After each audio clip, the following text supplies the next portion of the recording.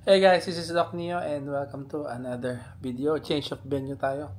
Dito tayo sa Conrad Hotel for a new unboxing.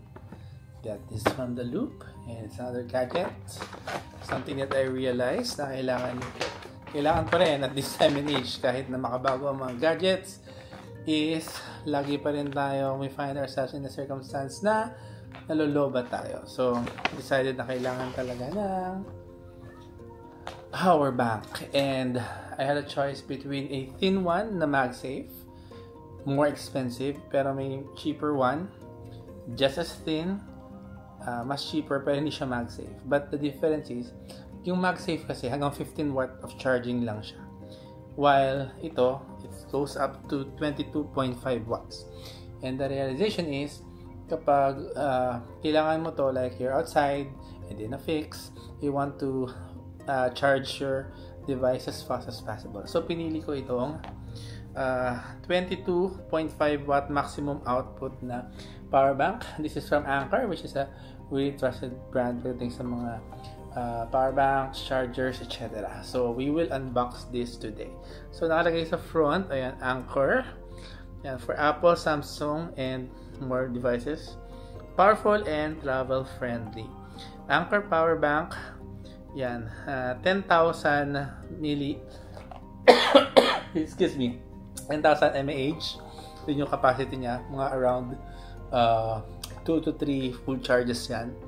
And ang pinaka-importante is 22.5 max output.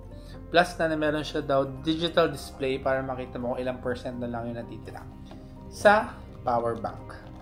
So ayun guys, i-unbox talaga natin. Kasi gusto nga nilang ipatry kanina, sabi ko wag na. I want to unbox it myself and papakita sa inyo kung ano talaga ang laman kapag you decide to buy this. This is around, actually flat 2K, around that price lang. As compared sa sinasabi ko kanina ng MagSafe, parang 3.6 siya. Ang ganda talaga nun kasi titanium daw siya, etc. Momax ata yung brand niya. But I chose this nga because I needed the faster charging as compared to the convenience of having a MagSafe power bank. So yan, may konting documentation. May kasama siyang meron siyang lanyard which actually doubles as a ganyan siya, pero if you press on this, may kasama siyang built-in USB-C to USB-C. Of course, this is just for charging. I assume you can choose this for data transfers. And hindi naman ako disappointed sa kanya because it's actually manipis. Yeah. Kasi versus yung mga iba na may kickstand na pinagpipilian ko, this one is actually very thin. Ayan. So, it has in-out yung both USB-C. Meron siyang dalawang USB-C na fast output. Tapos meron siyang isang USB-A kasi sometimes hindi natin may iwasan na meron pa tayong mga devices na USB-A. So, subukan natin pindutin. What happens? It says 25%. Meron lang siyang initial charge na 25%. So, at least, ayan. Subukan nga natin, guys. Ayan. So, I mainly bought this for my iPhone, so USB-C to USB-C. So get the iPhone. Yan. So subukan natin if it's working nicely, and it is.